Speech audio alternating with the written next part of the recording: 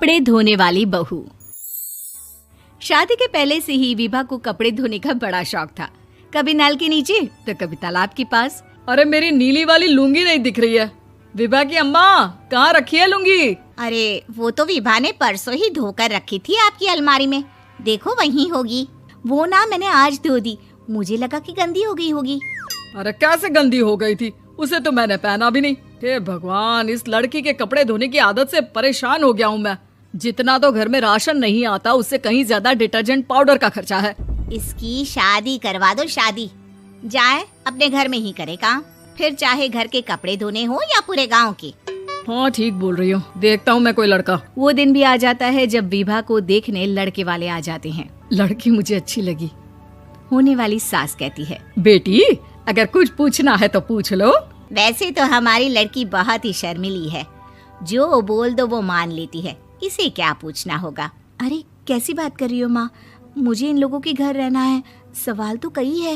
हाँ हाँ बेटा, पूछ लो ना, क्या पूछना है। आप लोगों के घर कपड़े कौन धोता है? सास का मुंह बन जाता है। देखो, अगर तुम ये कहना चाहती हो कि तुम्हें कपड़े धोने नहीं आते तो सुन लो, कपड़े मैं ही धोती हूँ, लेकिन तुम्हारे आ जाने के बाद मैं रुमाल तक नहीं धोऊंगी। अरे चुप रहना भाग्यवान, बहू बेचारी घर आई नहीं, उसे डराना शुरू कर दिया।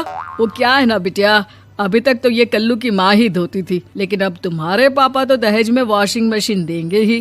तभी विभा की माँ बोल पड़ती है, सवाल भी पूछा तो क्या। वैसे भाई साहब, मशीन की तो फिर भी कपड़े धोने की कैपेसिटी होती है, मतलब जो बिटिया दे रहे हैं ना विभा, इसे कपड़े धोने का बहुत शौक है। ये आप लोगों के क्या, आस पड़ोस गांव मोहल्ले सबके कपड़े धो दे और उफ तक ना करे। बाहर देखा नहीं आपने कितने कपड़े सूख रहे हैं, सब हमारी बिटिया ने ही तो धोए हैं। बस भी करो ना माँ, शर्म आ रही इतनी तारीफ सुनकर। और तो और एक दाग निकाल कर दिखाओ तो मान जाओ। हाँ अच्छा अच्छा, माफ करना बेटा, मैंने गलत समझा। हमें तो रिश्ता बहुत पसंद है। और ऐसे जुड़ जाता है रिश्ता कपड़े धोने का शौक रखने वाली विभा का। उसकी शादी हो जाती है कोयला फैक्ट्री में काम करने वाले कल्लू के साथ। शादी के बाद अचानक विभा चिल्लाती हुई सास के पास आती है। सासू माँ, अरे सासू माँ कहाँ है आप? ये तो धोखा है, धोखा दिया आप लोगों ने मुझे। इसे ससुर के चक्कर के बारे में पता चल गया। अरे तो उसमें तुझे क्यों धोखा मिला है? अरे नल में पानी नहीं आता, कपड़े कैसे कब धुलेंगे? अच्छा अच्छा, तू पानी नहीं आ रहा उसकी बात कर रही है। तो आपने क्या सोचा? कुछ नहीं। अच्छा, तेरी माँ ने कहा था कि कपड़े धोने का शौक है तुझे, याद आया मुझे। शौक शौक बोलकर कपड़े धोने वाले मेरे जुनून को कम ना आके सासू माँ, कपड़ा धोना मेरा गुरूर है। तभी पति भी वहाँ आ जाता है। अभी अभी मैंने इसे सनी देओल की फिल्म दिखाई है, उसी के डायलॉग मार रही है माँ। अच्छा सुन, साफ साफ बता रही हूँ, पानी सुबह 4 से 6 और शाम को 10 से 12 आता है, समझी? विभा टाइमिंग सुनकर हैरान हो जाती है। ये क्या भूतों का मोहल्ला है? सुबह 4 बजे उठकर कौन कपड़े धोता है? 4 बजे टंकी में पानी जाता है, फिर सारा दिन धोना ना, किसने मना किया?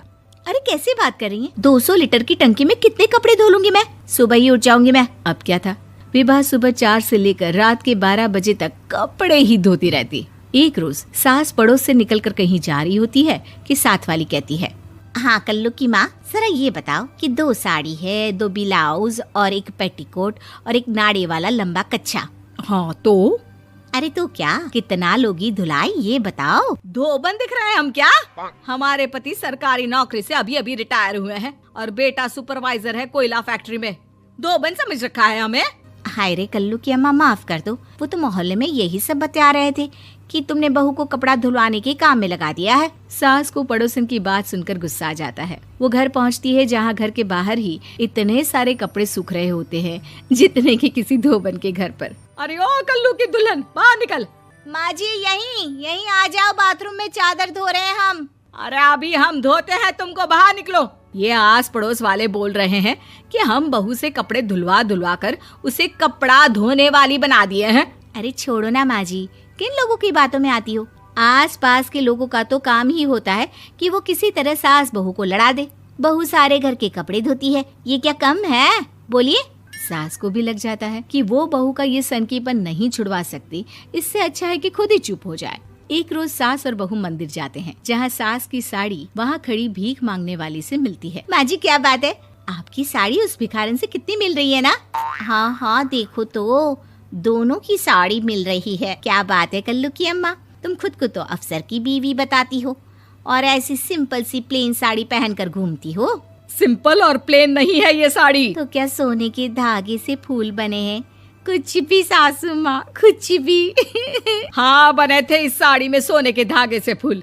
मेरे पति लेकर आए थे मद्रास से स्पेशली मेरे लिए 10,000 की। ताहे भाई साहब इस भिखारन के लिए भी सेम टू सेम साड़ी लेकर आए होंगे 10,000 की। सास उस वक्त तो कुछ नहीं कहती, लेकिन बहू के साथ घर आती है और अलमारी से एल्बम निकाल कर लाती है। ये साड़ी देख रही है, ये वही साड़ी है जिसे मैंने अभी पहना था। इस साड़ी में ये जो चमकदार फूल दिख रहे हैं ना, ये सोने के धागों से काढ़े गए हैं। लेकिन तू लोकल वॉशिंग मशीन ब्रश से घिस घिस कर सारे फूलों को निकाल कर साड़ी प्लेन कर दी। मुझे माफ कर दीजिए सासू माँ। और तो और, जब मैंने तुझे तेरी गलती के लिए कुछ नहीं कहा, लेकिन तूने तो सबके सामने मेरा मजाक ही बना दिया। क्यों? बहू को समझ में आ जाता है कि अब से उसका कपड़े धोना बंद।